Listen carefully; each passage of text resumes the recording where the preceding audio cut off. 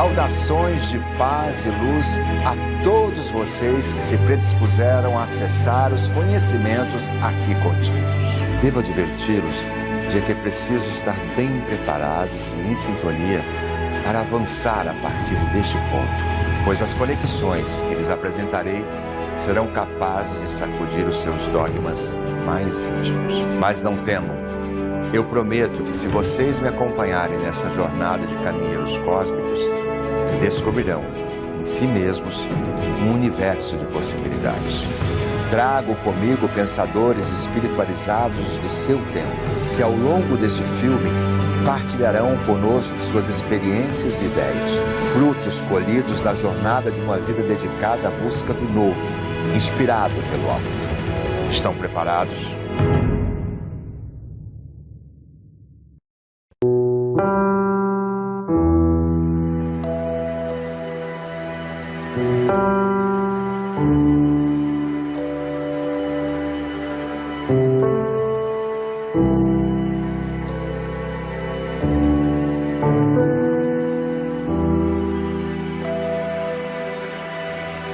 A história da humanidade é a história de sucessivos paradigmas, cuja compreensão foi constantemente superada pelo fluxo da evolução do pensamento.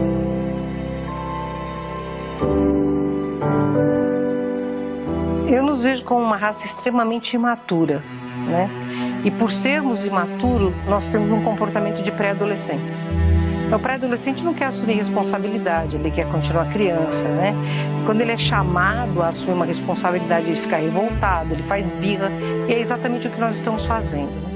A gente prefere ficar fixado nas referências materiais que são absolutamente ilusórias e transitórias do que se arrojar a uma introspecção que nos conduz à compreensão de que existe algo mais além. Este algo não é temporário, não é superficial, mas é doloroso para se compreender, porque ele implica no autoconhecimento. E como crianças, a gente não está buscando esse autoconhecimento ainda. Se eu quero um mundo melhor, eu tenho que começar por mim. Eu não terei jamais um mundo melhor se eu não me fizer melhor. Porque nós fazemos parte de um conjunto. Até porque, eu concordo com um grande escritor que disse, nós precisamos uns dos outros para sermos nós mesmos.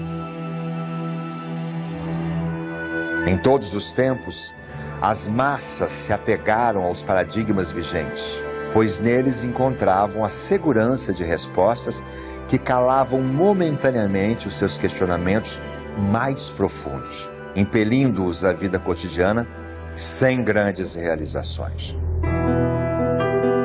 Your observation is very crucial because just as we've had religious fundamentalism, we've had until the present time of the appearance of Professor Sheldrake in the United Kingdom, a type of orthodoxy, fundamentalism in science, that doesn't accept anything beyond the measurable, repeatable box of information. Contudo, quando novas ideias surgem no cenário humano propondo uma nova forma de pensar, as estruturas de poder baseadas no paradigma atual lutam com todas as suas forças para que a evolução seja contida, suprimida, já que a elevação e a liberdade de pensar não interessam àqueles que exercem domínio sobre a realidade física deste planeta. A ciência e as religiões não se interessam nem um pouquinho quando o assunto diz respeito à existência, à provável existência de seres superiores ao homem e que não são santos, não são divindades. A raiz de todos os problemas é o medo. Para a gente poder vencer o medo, a gente usa uma série de ferramentas. O orgulho, a vaidade, a arrogância, a agressividade, né? A alienação, são ferramentas que a gente escolhe para fugir do medo. Qual é o maior medo que nós temos? Descobrir o que somos, quem somos de fato, porque a gente vai ficar profundamente chocado, entendeu? A gente acredita tanto que nós somos os sapiens sapiens, né? Os todo-poderosos, que o universo foi criado para a gente, quer dizer, o único planeta habitado no universo inteiro. Então imagina se a gente descobre que a gente é menos do que um grão de poeira no deserto.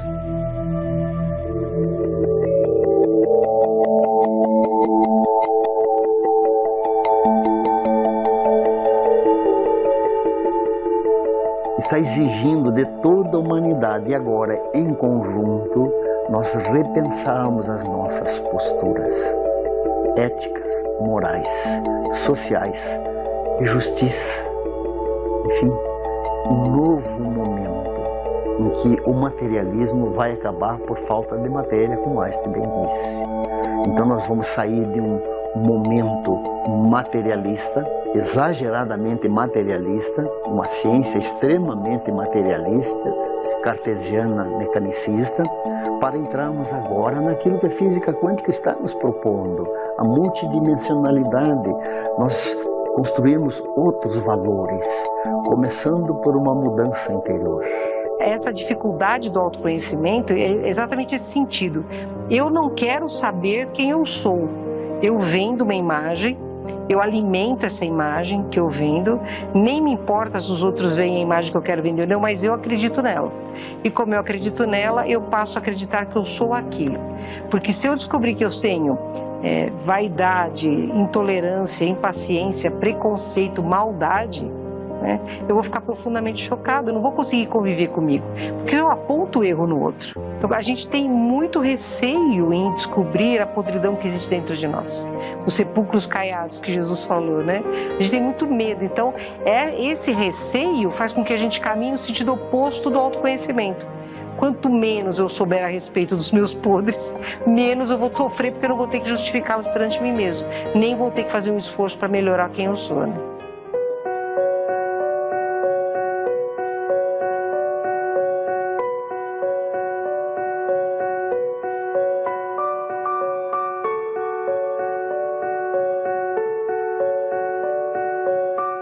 Primeiro começa você analisando a situação da saúde mental do nosso planeta, não é? Nós estamos com um suicídio a cada 40 segundos. Se uma pessoa que comete um suicídio, ela teve êxito letal, vamos dizer assim, houve 20 tentativas de suicídio no entorno. Então nós temos uma tentativa de suicídio a cada 2 segundos na humanidade. 95%, 98% dessas pessoas apresentavam algum tipo de transtorno mental, que não foi diagnosticado ou que a nossa psiquiatria e a psicologia não deram conta. Estão falidos esses paradigmas, porque não há sucesso. É como se dissesse assim, os mosquitos estão espalhados, então os programas de prevenção do mosquito não funcionaram. Com essa taxa de suicídio, os mecanismos não estão funcionando, nós precisamos pensar em outros paradigmas. O medo é a grande arma de manipulação sobre as massas. O medo castra a ousadia do pensamento realizador, sufoca novas ideias e detém as grandes transformações necessárias a este planeta. Então isso que nós estamos vendo, situações que realmente nos assustam, temos que entender que faz parte da limpeza. É um processo muito interessante que vale para o planeta, mas vale também para a nossa vida pessoal. Porque toda vez que vamos melhorar, primeiro nós pioramos. Porque temos que enfrentar os desafios. Se eu fosse visitar algum dos meus amigos num dia em que eles estivessem de mudança, eu gosto de visitar o seu apartamento. Só que no dia que eu cheguei, você está mudando para o apartamento de cima. Como é que eu encontraria o seu apartamento?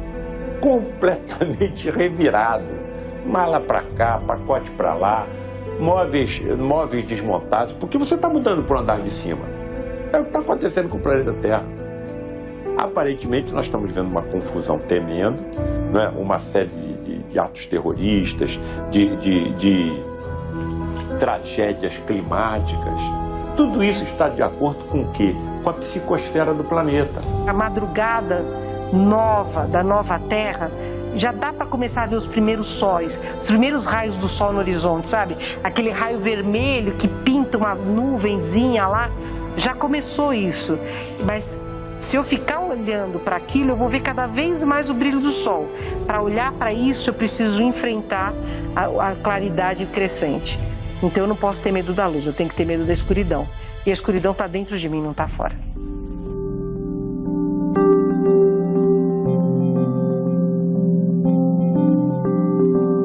Eu vejo a transição planetária como, vamos dizer assim, um quarto bagunçado que chegou no limite. Então ocorre um decaimento. Chega uma hora que assim, que não dá mais. Você não tem mais espaço para deitar, para pôr um livro, para pôr alguma coisa. Aí você já começa a incomodar. Aí você não dorme bem, aí pronto, aí o ar não recicla, aí não sei o quê. Então o planeta está vivendo isso. Bagunçaram o planeta e o planeta começa a reagir. Começa a dar errado, a fórmula deu errado. Aí começa a incomodar. Por que vem a dor? Aquilo que se chama doença ou dor. Reorientação de caminhos. Oh, esse caminho não deu certo, eu vou ter que ir para outro caminho. Então o que está acontecendo? A humanidade chegou num ponto de saturação. Então a transição planetária é como uma nuvem carregada que decai em chuva. Não aconteceu de repente. Ela teve um acúmulo de partículas de água e eletricidade. Aí ela precipita. Então a transição planetária, a gente está observando isso, né? O planeta está passando por as pessoas estão saturadas da situação que está. Precisa-se estar em busca de novos modelos. Tudo que é ruim está aparecendo e tudo que é bom está também vindo à tona.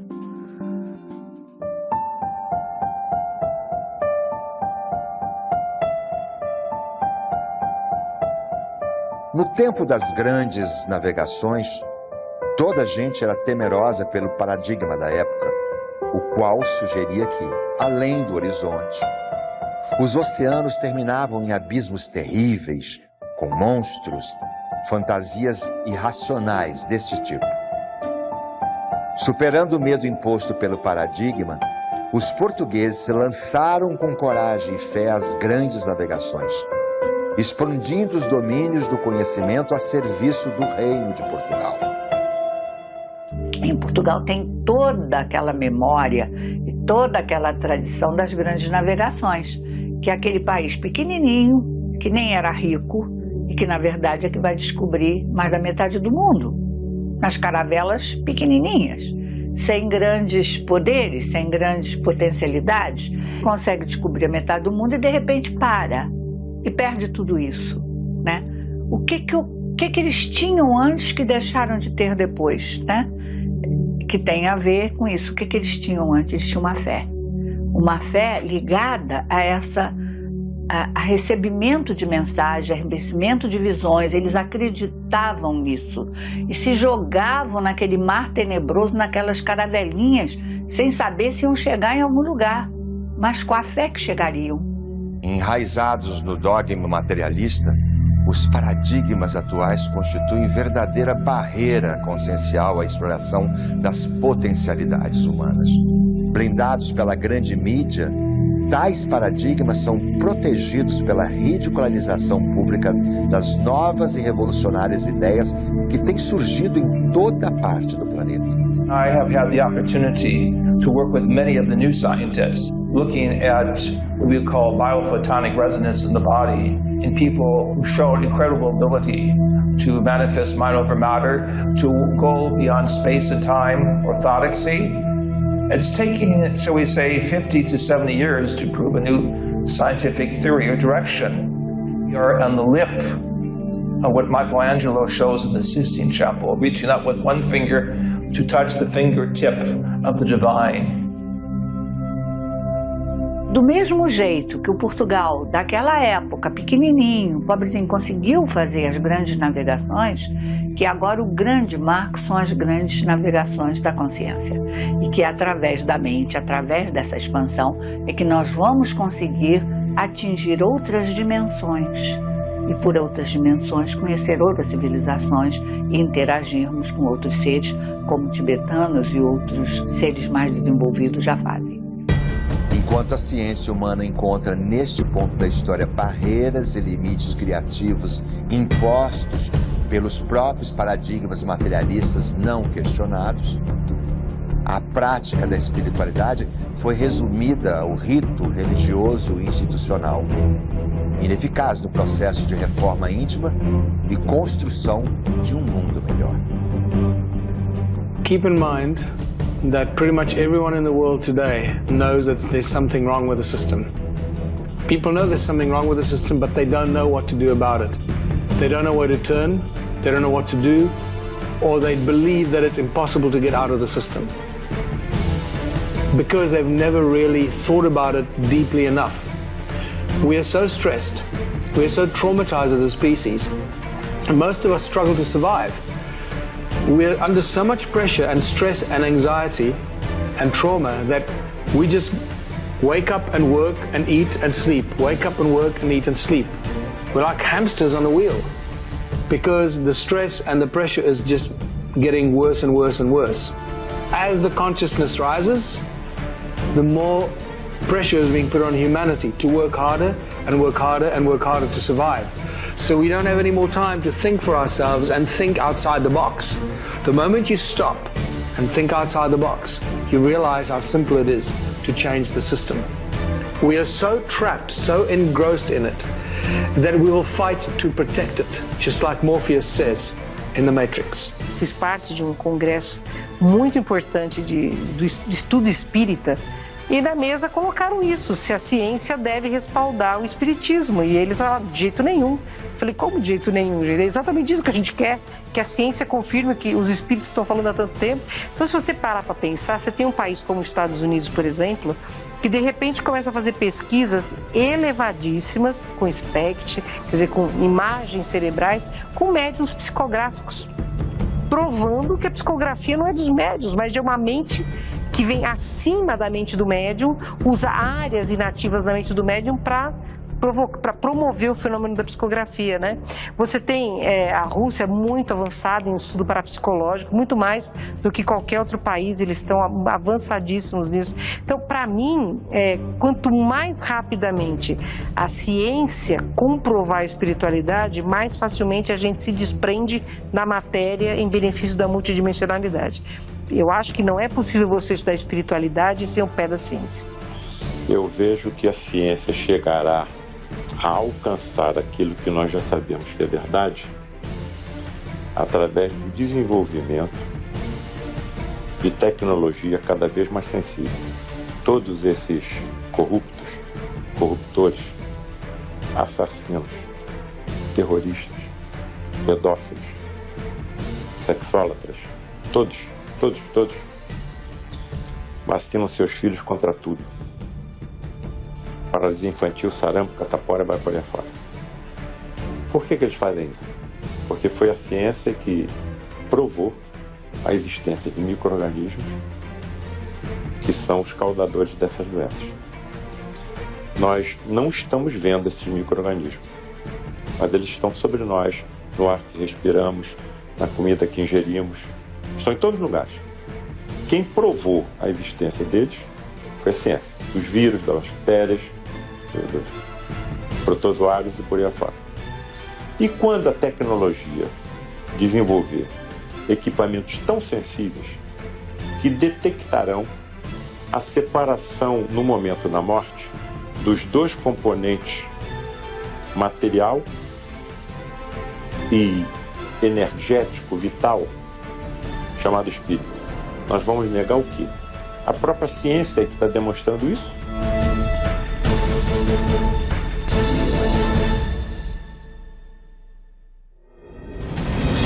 Já lhes foi anunciado por grandes consciências manifestas em seu tempo que a humanidade marcha para um novo patamar da sua experiência evolutiva. Neste novo tempo, verdades fundamentais como a continuidade da vida após a morte do corpo físico, as habilidades extrasensoriais inerentes ao ser humano e a presença de outras comunidades do universo serão descortinadas completamente. Mas há um grande problema.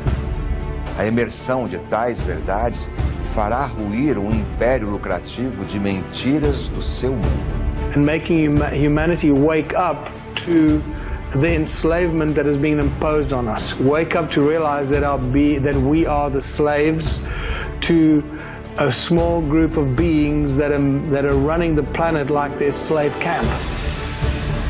And by recognizing this and understanding the tools that are being used against us, the tools of enslavement, we also find the tools of liberation. And I think this new rise of consciousness is to share this knowledge and the information with people, which helps them reach conclusions and make them reach decisions that they would not have been able to reach without the knowledge and information.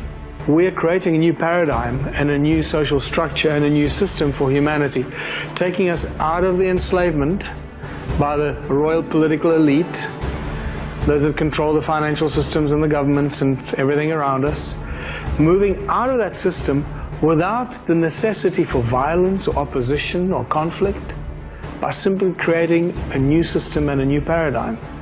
And that, I believe, is a very important role of this revolution of consciousness that is happening in millions of people's lives, millions of people's hearts and minds, as they wake up every morning and look at the world and realize, I can no longer carry on living in this world. We have to do something new. And that's what's happening to millions of people, realizing that we have to find a new system. A gente não pode enquadrar tudo dentro da ciência. A ciência é um produto do raciocínio humano. Ela não é um juiz das atitudes humanas, não é? E a ciência está muito distante de provar questões que dizem respeito às emoções, aos sentimentos e etc. Você tem também a ciência que só vale se você experimentou. Como é que você vai provar o sabor da laranja se você não experimentou?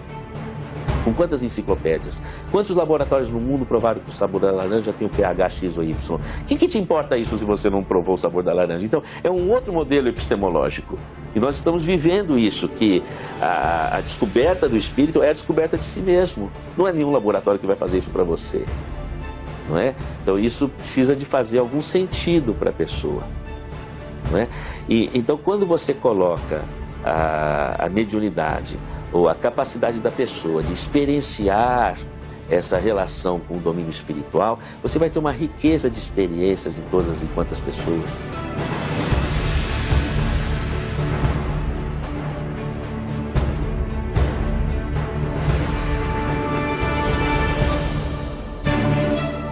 O que farão as grandes religiões que lucram e exercem seu domínio sobre os fiéis que ainda temem a morte como o fim da sua manifestação? O que farão? O que farão os grandes conglomerados e corporações quando as doenças do corpo físico forem curadas no espírito, com o espírito e pelo espírito?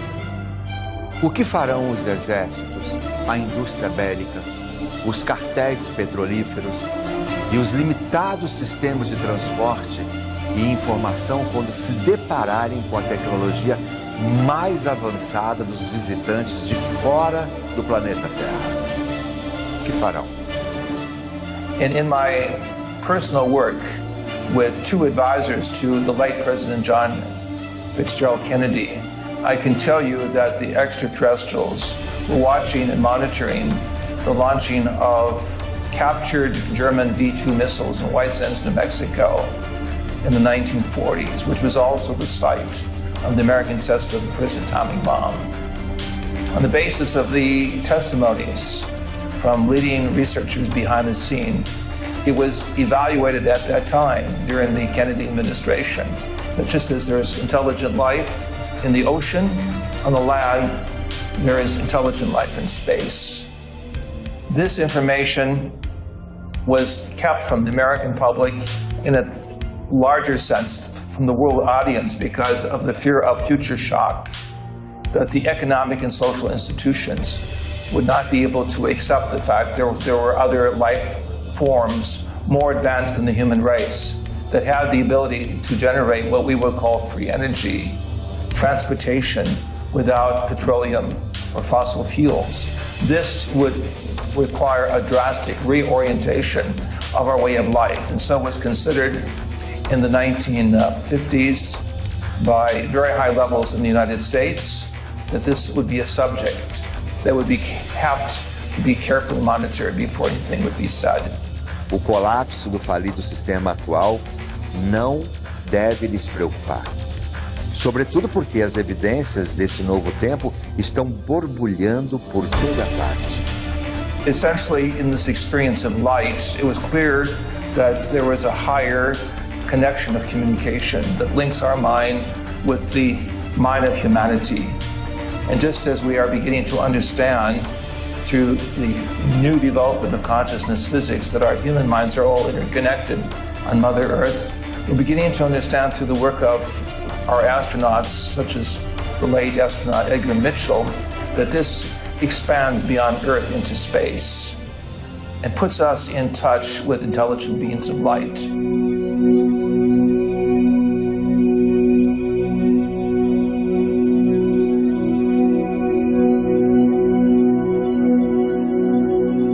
We know from our work directly with astronaut Gordon Cooper, his contact experiences with advanced intelligence, and also in our work with Harrison Schmitt, who was the last geologist on the moon, that there is a whole plethora of information that has not been disclosed to the world at large that would clearly show that there are several levels of cosmic intelligence now interacting with the human race.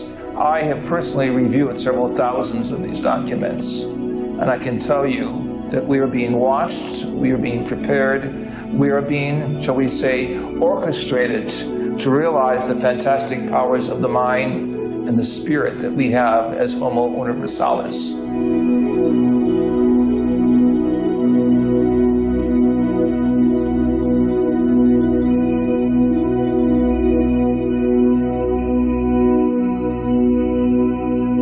Observe, por exemplo, a jornada do grande general Alfredo Moacir Uchoa, assim como Nikola Tesla, Edgar Cayce, Chico Xavier e tantos outros.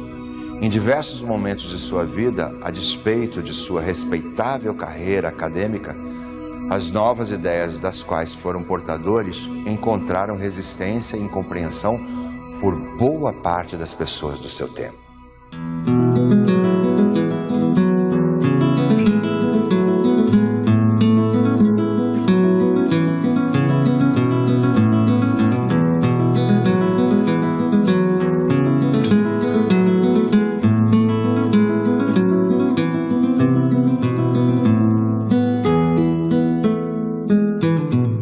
General não era um homem comum, não era um cara como nós. General era um ser humano avançado. General Uchoa era um cara muito à frente. Ele era professor de mecânica racional na Academia das Agulhas Negras, ele era um cientista. Ele teve obras publicadas no âmbito da ciência. E é bom que se diga àqueles que não conheceram o meu pai, de que ele era de uma formação científica indiscutível. Meu pai era professor catedrático de mecânica racional e assim ele foi a vida toda profissional dele como oficial de engenharia do Exército Brasileiro e do magistério do Exército Brasileiro. O general tinha livros, tinha vastíssimo conhecimento de parapsicologia, quando esse assunto era um tabuzíssimo no planeta. Ele estava entre os primeiros nesta humanidade a conhecer fatos espirituais de grande relevância. It was quite an interesting introduction I had in 1979, almost 40 years ago, when General Uchoa invited me to Brasilia and also to Rio to speak.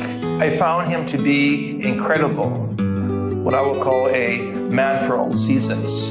That he was there as a professor for military cadets. He was there as a great author and writer on his concept of swimming in hyperspace. He was there as one who was willing to experience the other dimensions of intelligence and to stand by his convictions that these were real entities from the fifth and sixth and possibly seventh dimension. I found him to be a man also of faith, a man of great love and joy, and I gained his confidence and he gained my confidence. O contato íntimo do general Uchoa com o fenômeno da materialização de espíritos, com a cura dita paranormal e posteriormente com os estudos da parapsicologia, o impeliram ao desenvolvimento de suas faculdades extrasensoriais, comumente conhecidas como mediunidade. Desde criança, ele foi brindado, vamos dizer assim, com algumas evidências alguns chamam de mediunidade, outros chamam de sensibilidade, mas o fato é que fenômenos aconteciam com ele, apesar de ser de uma família muito católica. E com o passar do tempo, aquilo foi entusiasmando ele a buscar, a saber e compreender o que se passava. Relação normal entre o mundo material e o mundo espiritual, chamada de mediunidade, que não é uma exclusividade dos espíritas. A mediunidade, o espiritismo, é para todos.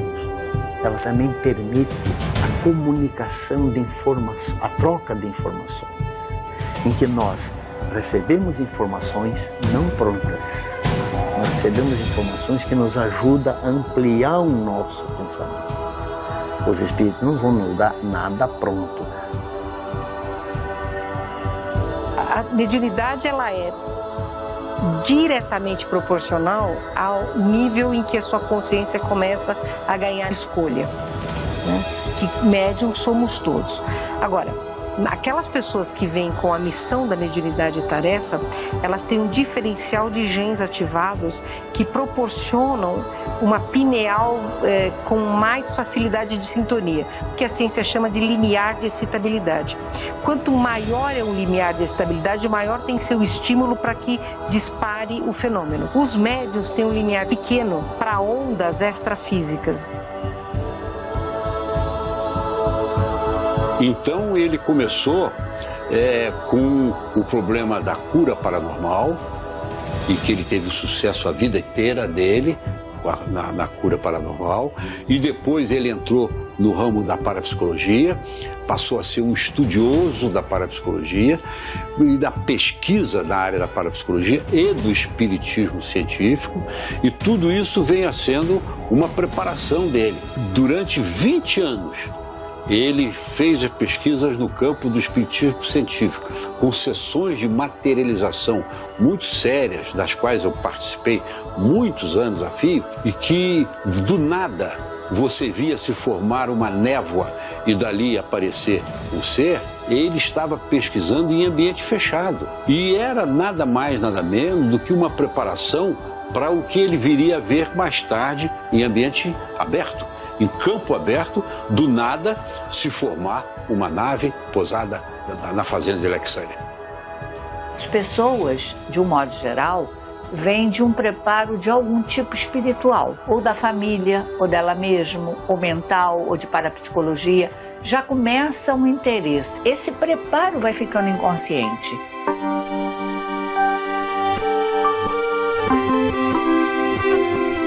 Depois de anos de dedicação a esses fenômenos, viu-se enfim diante da grandeza do universo e da ufologia.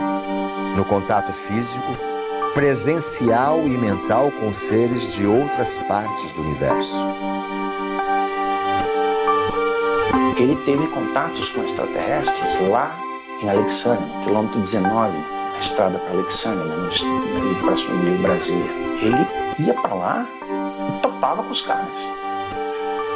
E ele levava as pessoas, ele levava outros militares, gente da sociedade que estava se implantando em Brasília na época da sua fundação, ele levava para lá, as pessoas viam.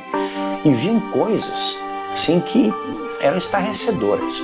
Por exemplo, o fenômeno da luz curva. Quem primeiro falou desse assunto no planeta Terra foi o General Ochoa, com conhecimento de causa. Porque ele via, lá na fazenda Córrego do Ouro, ele via naves que emitiam luzes que faziam arcos, luzes que curvavam. Eu participei realmente disso aí, e antes do meu pai chegar, quando eu ia para a fazenda, o que acontecia não era sintonia, não. Era a pessoa dava tiro pro alto, porque as pessoas iam armadas, porque lá tinha muito lobo. Então, quando o pessoal chegava na porteira, a porteira estava em cima e a casa lá embaixo, alguns davam tiro pro alto para avisar o dono da fazenda que nós estávamos chegando e ele botar o café no fogo para a gente tomar o café antes da pesquisa. Quando meu pai foi a primeira vez, meu pai obviamente não gostou nada desse procedimento. E quando ele assumiu o comando do grupo, ele passou a fazer o inverso. Então, em vez de avisar o dono da fazenda, o café que espere, a pipoca que espere. Mas nós vamos entrar em sintonia, não era uma prece, com os grandes seres da grande fraternidade branca. É o que meu pai se referia. E quando ele fazia a sintonia, imediatamente começava a piscar a luz em todo lado, em cima, embaixo, na diagonal, de tudo que é cor, que é uma prova de que nós estamos sendo bem recebidos para as nossas pesquisas.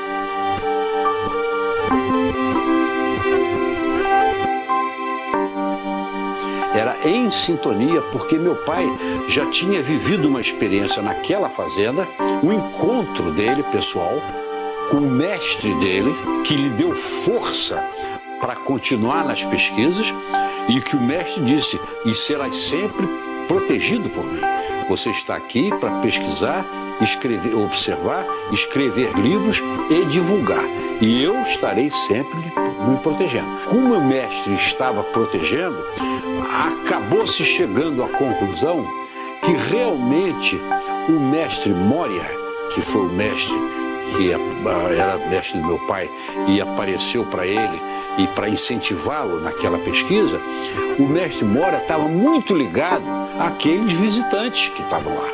Então, por isso é bom estar tocando nisso, porque eu volto atrás para dizer que aqueles visitantes da época de Alexânia era de um alto nível, não só tecnológico, mas espiritual, que nos faz ter a plena confiança em de que são os seres ideais para nos darem as mãos e nos levarem a caminho do nosso destino.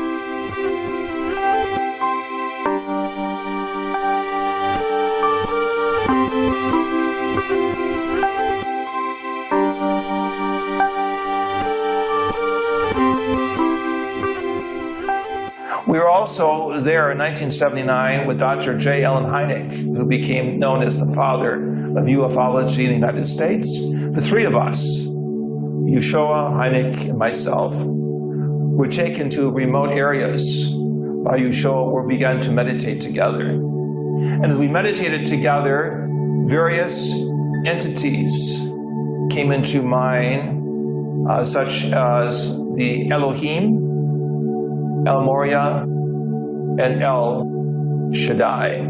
Yeshua asked me, how did I know these names? And I said, these names came through contact experiences that I had with Shaddai or Metatron. And he was rather moved by the agility or the quickness of my mind to pick up on his thoughts. And Dr. Hynek, who was a traditional Catholic scientist who did not accept the fact that there was a spiritualistic side, began to reconsider his criteria of measurement. And he said to us that the coming of the higher extraterrestrials is somehow related to the coming of the Christ. And I was shocked in what I heard from this very orthodox scientist.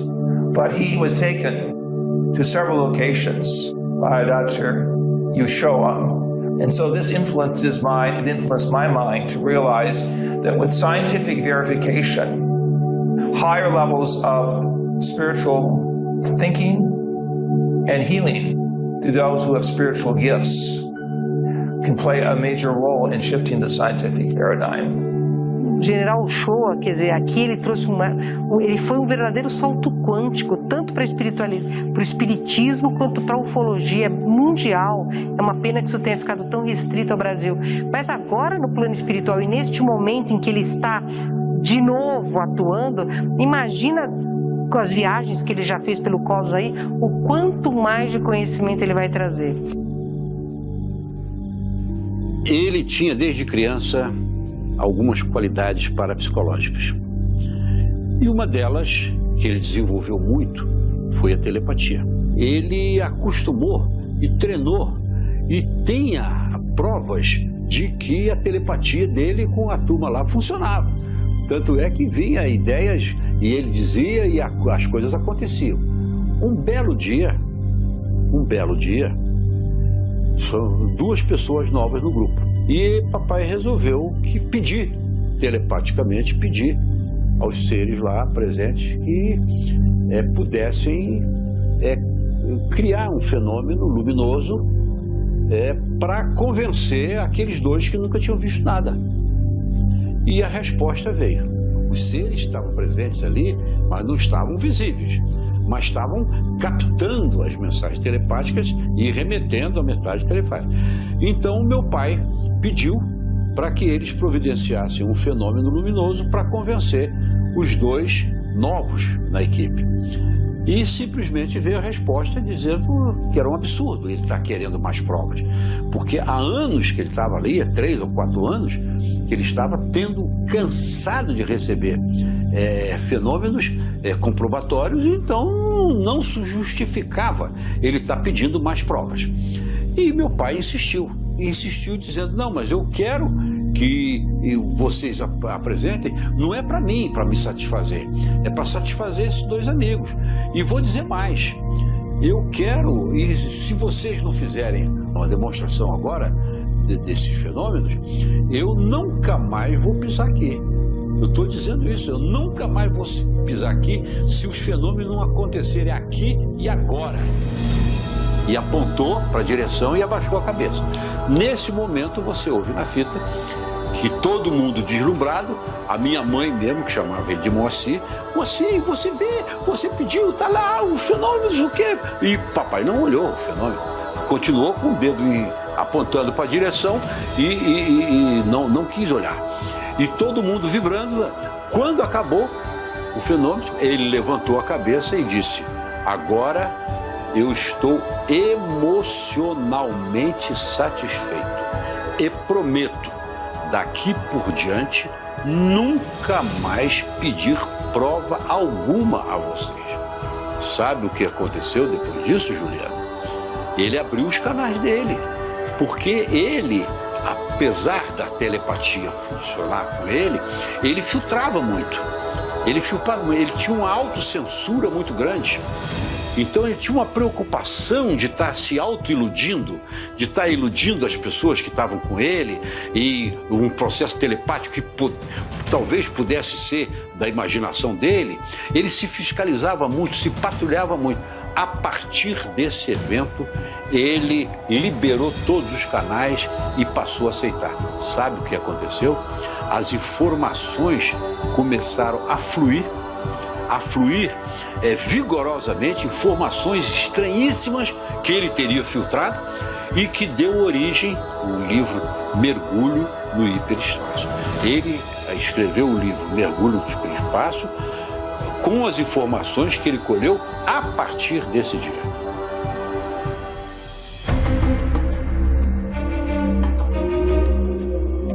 O relato poderia soar fantástico aos leitores de sua obra mais profunda, Mergulho no Hiperespaço, não fosse a liberação de um documento do FBI realizado em 2013.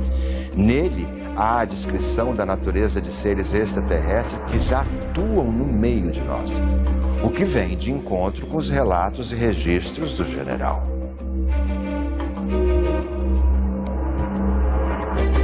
Parte dos discos leva tripulações, outros estão sob controle remoto. Esses visitantes são como humanos, mas muito maior em tamanho. Eles não são pessoas desencarnadas da Terra, mas vêm do seu próprio mundo.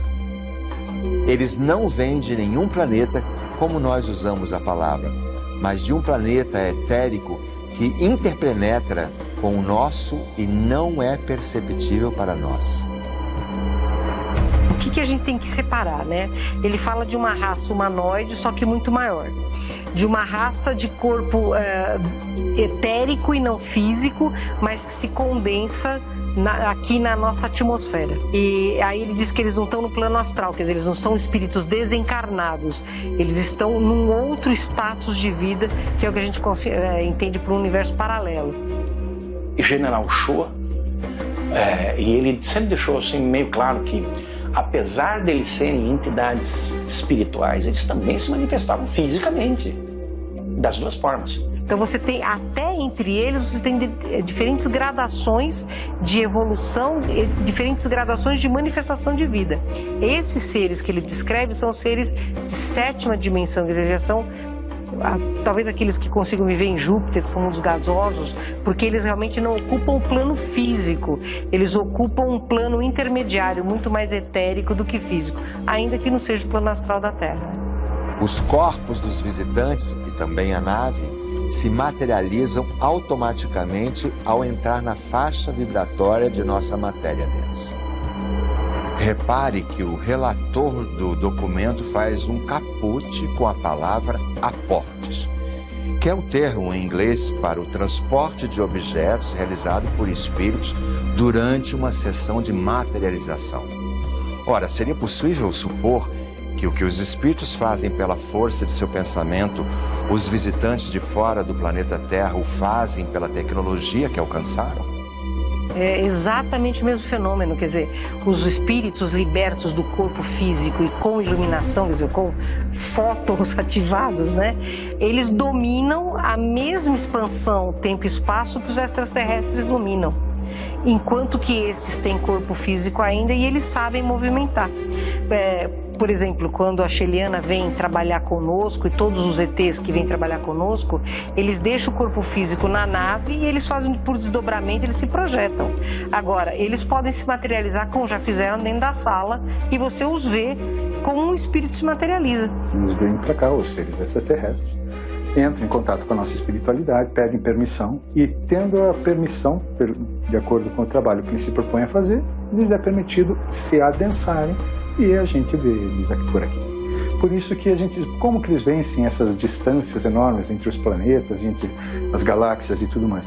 Porque eles trafegam numa outra dimensão, num outro estado vibratório que não é essa terceira dimensão nossa aqui, que impede de ir além da velocidade da luz, se aproximar, precisa de muita energia, vai alterar questões de tempo e espaço-tempo e tudo mais. Eles já venceram isso por outros meios. Eu entendo que a ufologia e a espiritualidade andam juntas. 2 ou 3 parâmetros me levam a essa conclusão. Primeiro, sempre que houve uma abdução, sempre que houve um contato, os extraterrestres que nós encontramos, a força ou não, eles eram iguais a nós. Os braços, as pernas, um tronco, uma cabeça. Tenho falado muito isso, alguém fala assim, pô, Gerson, fala demais isso. Mas é fato. Eles não têm 3 cotovelos no braço, eles têm um, como nós. Eles têm um joelho, que funciona do mesmo jeito. Ou seja, são tão grandes as coincidências que deixou de ser coincidência. É evidente que essas civilizações e nós temos a mesma origem, temos a mesma natureza, somos parentes, somos aparentados de alguma maneira.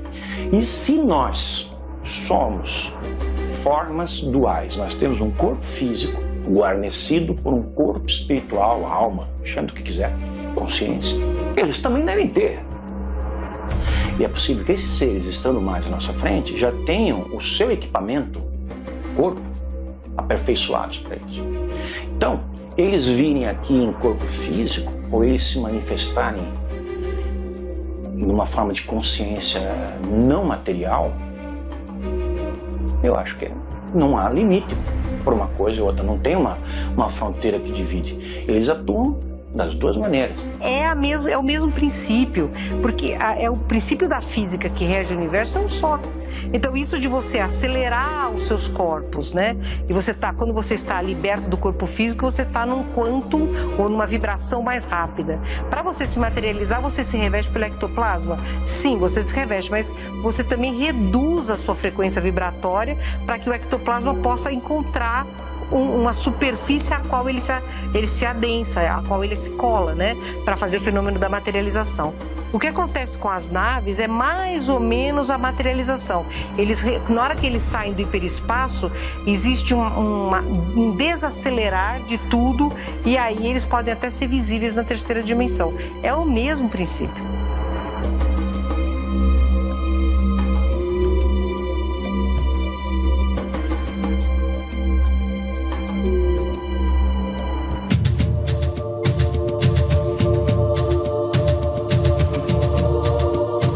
Mais adiante, o documento ainda afirma que os discos possuem um tipo de energia radiante, ou um raio, que irá facilmente desintegrar qualquer nave atacante.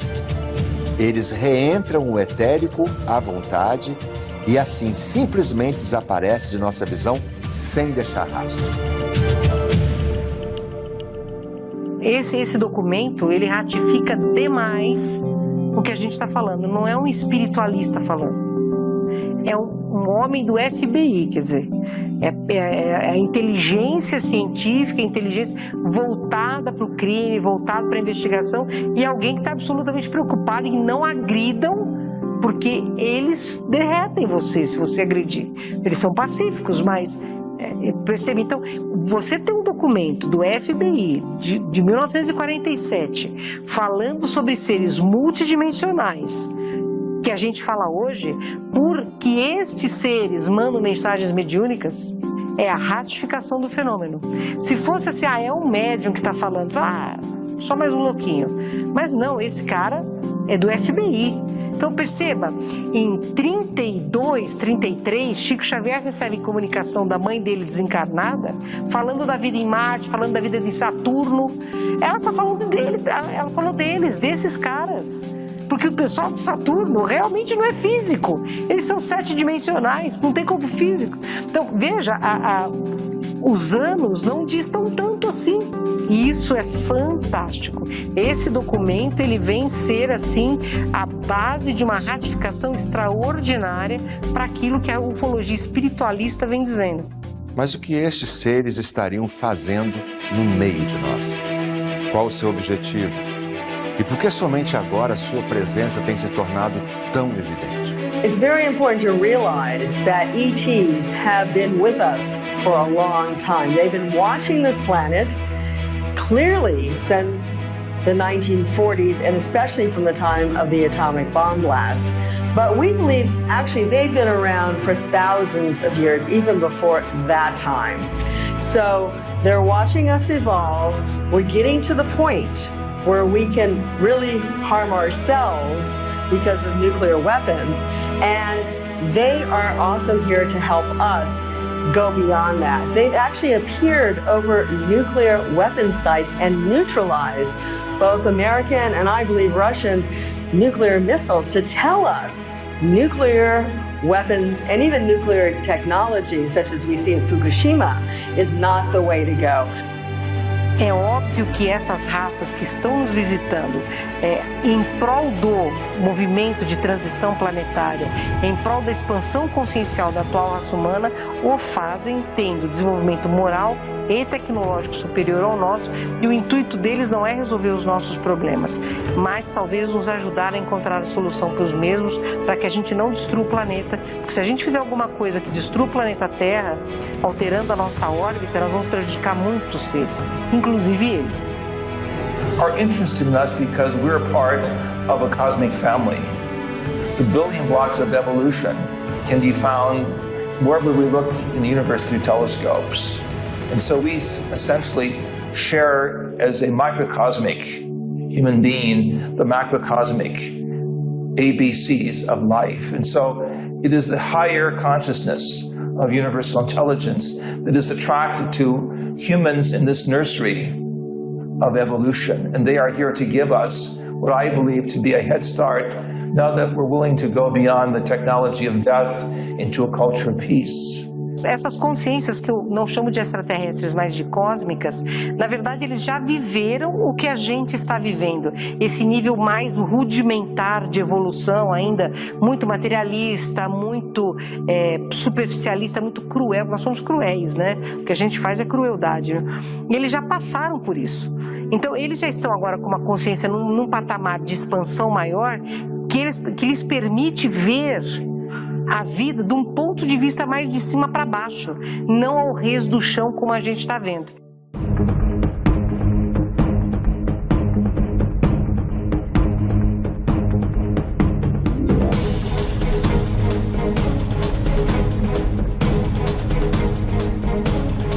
Eu acredito piamente que há pessoas vivendo entre nós que não são daqui. Como eu já havia falado, esses seres, em alguns casos, são mas tão parecidos conosco, que se eles entrarem num shopping, eles não vão chamar atenção, exceto pelo fato de que tem uma característica física assim, muito perfeita. Nem um fiozinho de cabelo branco, nem uma ruguinha, nem um quilinho a mais, nada. Só por isso talvez eles chamassem a atenção.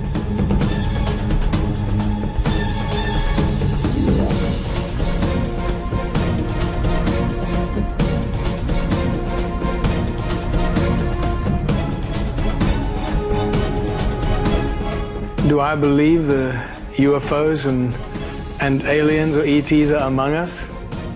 Yes, I do believe that. I believe they've been among us for thousands of years. I believe that they've been here long before us as the human race, the human species. We're just a recent arrival on this planet, and we're just busy recognizing and finding out who we really are and where we come from and how the hell we landed up on in this reality. And with it comes an ongoing opening of new information.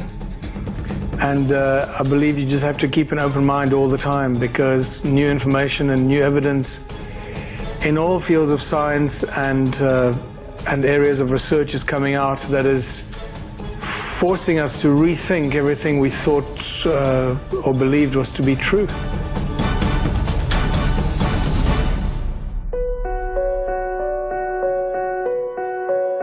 Eu acreditava em seres de outro planeta, eu acreditava nessa possibilidade, mas eu não acreditava que eles pudessem estar no meio de nós. Isso para mim era muito difícil. Eu andei uma manhã na praia, achando que eu estava maluca, e de tarde eu estava num consultório de um psiquiatra. Então eu tive que trabalhar minha cabeça na possibilidade de seres de outro planeta estar no meio de nós, né? Então, a partir daí, eu tomo a consciência de que eles estariam no meio de nós, mas não só dentro das mentes, como eu coloquei, mas sim que eles estariam aqui também em formas físicas, como pessoas comuns. Muitas vezes, quando se fala isso, as pessoas começam a ver seres estranhos e pessoas esquisitas e achando que esses são os extraterrestres. Não são. São igual a nós. Tão bonitos, tão organizados, tão bem como nós somos. Passam despercebidos no meio da população. Só as pessoas que já têm uma consciência mais expandida ou já têm uma percepção de frequência ou de energia um pouco mais apurada, que vai perceber que ali tem uma pessoa que está com um campo vibratório diferente da maioria presente naquele lugar.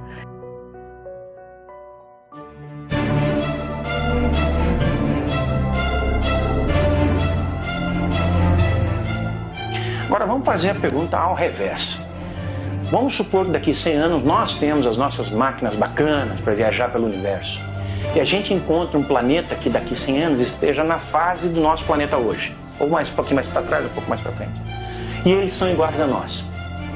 Nós, como estudiosos, vamos nos roubar a oportunidade de entrarem sorrateiramente naquela sociedade, viver com eles como se fôssemos eles, para conhecer como eles vivem, como eles reagem aos fatos, como, enfim, eles se relacionam entre si. Mas não vamos deixar de fazer isso. Eu duvido que uma espécie extraterrestre que tenha essa aparência tão humana, que vem até aqui, vai deixar de fazer isso. Muitos deles que já nos visitam, que são de elevadíssimo grau de ciência e tecnologia, já têm disponibilidade de atuar nas outras dimensões da realidade.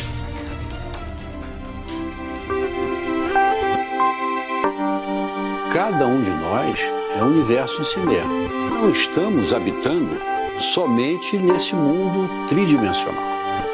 Então, como meu pai mesmo sempre professor, a doença muitas vezes pode se processar em diferentes dimensões das quais nós convivemos simultaneamente. Então, quando seres dessa elevação, dessa diferença gigantesca de vivência e de tecnologia em relação a nós, resolvem nos auxiliar, se aproximar de nós para nos dar as mãos para que nós possamos seguir juntos ao caminho do nosso destino. Então, muitos deles resolvem, e nós temos provas disso, em vários casos, muito evidentes, de participação deles nas chamadas curas paranormais.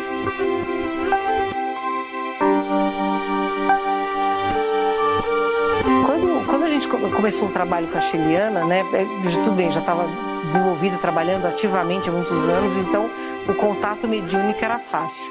E eu senti uma diferença muito grande porque ela não incorpora, né? Eu sinto uma sobreposição da vontade dela sobre a minha vontade, é exatamente isso. Eu não tenho aquela sensação de incorporação, de você ter alguém compartilhando do corpo com você, ou de você ter um ballonnement, a cabeça crescendo, nada disso, que eu tenho com os outros mentores.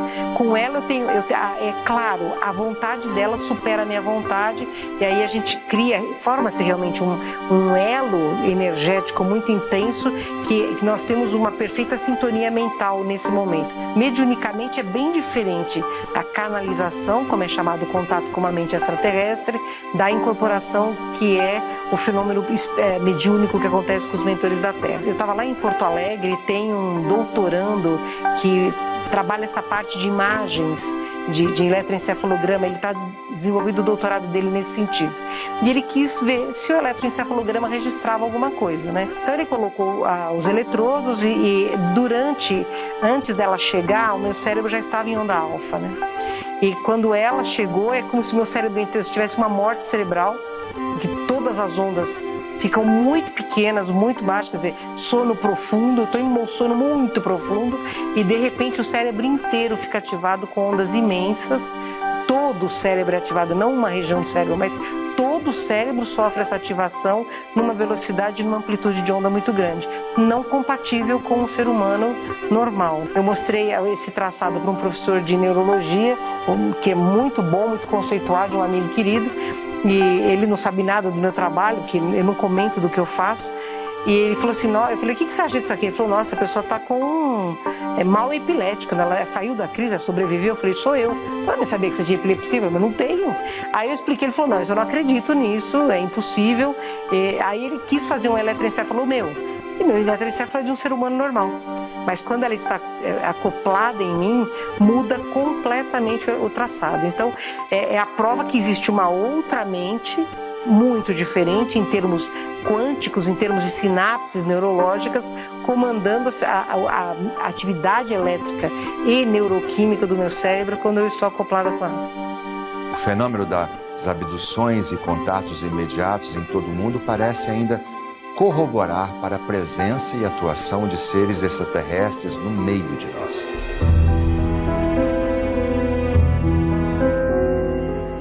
De 1980 até agora, se você considerar que eu era a hipnóloga que mais recebia gente no Brasil, das pessoas que estavam passando por esses fenômenos, eu já perdi a conta. Quer dizer, quando eu escrevo o livro, eu devia ter uns 100 casos, hoje em dia já não tem conta o número de casos entre abduzidos e contatados. Agora, depois desses anos todos, é que nós estamos começando a querer separar o que é o que nessa misturada entre canalização, contatos e abduções. Até agora nós apenas registrávamos a quantidade de relatos e a consistência desses relatos pelo mundo. E se você pensar que os americanos fizeram uma pesquisa, Hooper, em que dava que 4% da população americana teria sido abduzida, se você projeta isso para o mundo, é muitos milhões de pessoas. Isso fora aquelas pessoas, inclusive, que têm abdução totalmente inconsciente, que a gente pensa que não existe, mas existe muito. São pessoas que apresentam outros sintomas e não sabem que aqueles sintomas estão ligados à possibilidade de ter acontecido uma abdução. O documento liberado pelo FBI ainda surpreende ao reconhecer logo em sua introdução os dados aqui obtidos pelos chamados meios paranormais. Ora, seria esta uma evidência de que o FBI faria uso de recursos paranormais ou de sensitivos para obtenção de informações sobre o fenômeno ufológico? Isso aí não surpreende, porque na década de 60, a NASA já dispunha de um departamento de parapsicologia. Isso é pouco divulgado. Para que a NASA tinha um departamento de parapsicologia? É para trabalhar os seus astronautas e as suas missões. Se ele já tinha um departamento de parapsicologia, e nessa época, da década de 60, a parapsicologia já era ciência, eram informações que eram colhidas. Então nada nos surpreende hoje que o FBI, o órgão de inteligência, a policial dos Estados Unidos da América, que eles obtenham informações advindas de processo desse tipo. A habilidade paranormal da mente humana desafia cada vez mais a ciência atual. The most amazing experience I had with Aston Mitchell was to be involved personally with two individuals he picked in the United States to receive his signals from outer space that he was going to send mentally without telling NASA. This is when he was part of the Apollo 11 mission to the moon. At one point he turned off all the technology and wanted to prove to the world the mind could reach from outer space back to the world. The bottom line is there is no hidden barrier to what the consciousness can do when the mind is open to higher reality. That he showed the epiphany of realizing in outer space that we are one global mind. Se a própria agência de inteligência americana, uma organização não religiosa, faz uso de habilidades paranormais ou mediúnicas para melhor compreensão e contato com o fenômeno ufológico, não seria óbvio pensar que o desenvolvimento dessas habilidades são fundamentais para que um contato mais amplo com tal realidade ocorra? A própria história do General Shou parece dizer que sim. You must have the ability to use this process of communication for a positive raising of consciousness. It doesn't work through negativity. The rise of consciousness is directly connected to the activity of our DNA. I believe that the one feeds the other, and the other feeds the one. So the more our DNA is activated by the energies around us, the more it raises our consciousness. The more our consciousness rises, the more we think new thoughts and higher thoughts that we did not think before. And those higher thoughts and energies and frequencies reactivate our DNA. That reactivates our consciousness more. So it becomes a self-feeding mechanism, like a self-fulfilling prophecy of humanity to rise out of the dark ages into the light. And this is why we're seeing so many people waking up and no longer being happy with the way the world is going or with their lives, and realizing that they're just slaves to the system. So yes, our connectedness to the spirit world, our connectedness to the morphogenetic field, to the field of all knowledge, our connectedness to source of creation is becoming stronger and rises all the time. Por vezes, as pessoas do seu tempo e espaço se perguntam: e se nunca acontecer um contato de nossa humanidade com outras civilizações do universo? Mas talvez a pergunta correta seja: e se o contato já estiver acontecendo e você não estiver sintonizado com esta nova realidade?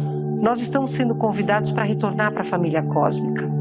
Nós estamos sendo convidados a adentrar a um mundo de regeneração onde a vida é muito mais fácil. Mas ninguém vai acordar mundo de expiação e provas e acordar a regeneração no dia seguinte. Isso não existe. A data limite já está acontecendo. We are going into a phase now, what I call the cosmic handshake. and possibly in this next generation understand cosmic citizenship. The ability not only to build habitats in space, but eventually understand that this body was created not for one planet, but to explore many worlds. We are, in essence, space kind, a new type of humanity if we use the powers of consciousness. À medida que a consciência se expande, você aumenta esse círculo de conhecimento e o círculo de alcance. É como se botasse uma luz e aquilo que estava na sombra começa a ficar iluminado. Mas no momento que você começa a ver esse entorno que você não via antes, também aumenta a tua responsabilidade com relação a esse entorno. Percebam o paradoxo da sociedade humana dos dias atuais. Os seres deste planeta vivem em plena era da conectividade e nunca estiveram tão desconectados de si mesmos, do outro e do todo. Nunca se fez tão necessário recuperar a conexão consigo mesmo para que o grande despertar da consciência aconteça. Certainly, we have to realize that we are more than three-dimensional physical bodies. We have to realize that we are all interconnected. We have the ability to connect with everyone on this planet, but just as importantly, we have the ability to connect with the universal mind, with the greater wisdom, the greater knowledge that's out there. Sooner or later, we will reach that stage of the highest level of consciousness where you truly understand that you are part of everything, that you are one with everything, that we are all one. We must look up, we must look out, and we must realize we're interconnected already. E o que acontece com as pessoas com consciência mais expandida? Elas se entendem, elas falam a mesma língua, elas têm a mesma visão de mundo e do cosmos, a mesma visão da humanidade, a mesma visão de ajuda, a mesma visão de um coração mais aberto. Não é? E por isso se entendem e não brigam.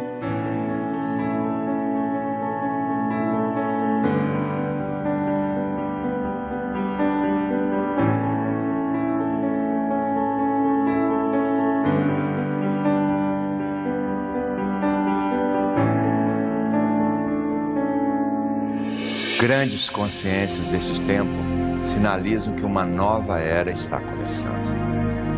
Entretidos pelo espetáculo mediático, boa parte das pessoas vêm-se distraídas das verdadeiras urgências da vida. Cabe aos que despertarem suas consciências manifestarem ao mundo o amor e as novas ideias necessárias para a completa transformação do nosso planeta. Eles estão prontos a nos ajudar. O que eles estão aguardando? A nossa evolução moral. Nós precisamos nos entender. Se você parar para pensar, depende de uma massa crítica que é pequena e a gente não conseguiu atingir isso ainda. Por quê? Porque a gente tem medo, porque a gente ainda se materializa, porque a gente ainda se agarra aos 5 sentidos. A proposta é outra.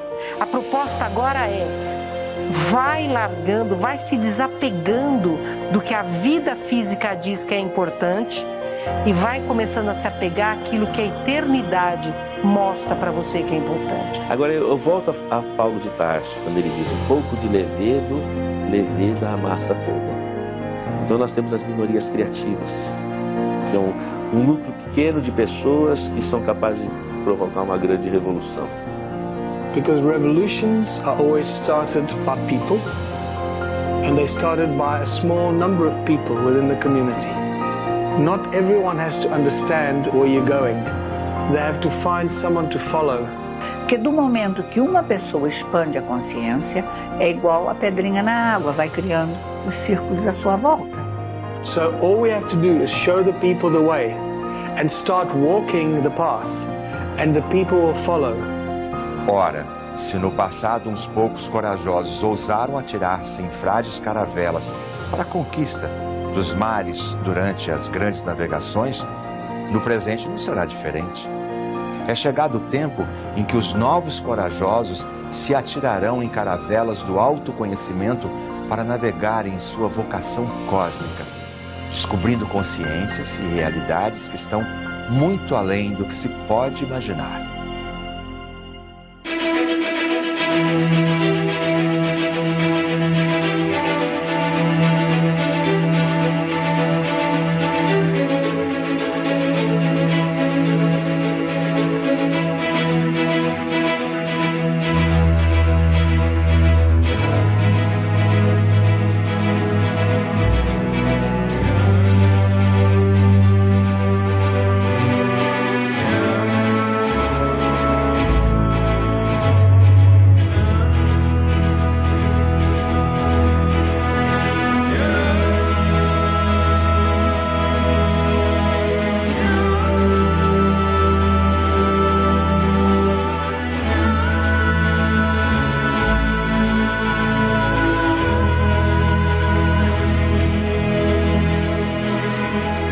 Embora o desafio da expansão coletiva de consciência possa parecer uma tarefa impossível, seres mais elevados apontam para a real possibilidade da realização do potencial humano enquanto espécie, acompanhando no meio de nós os próximos passos dessa jornada cósmica rumo à grande fonte de tudo e de todos.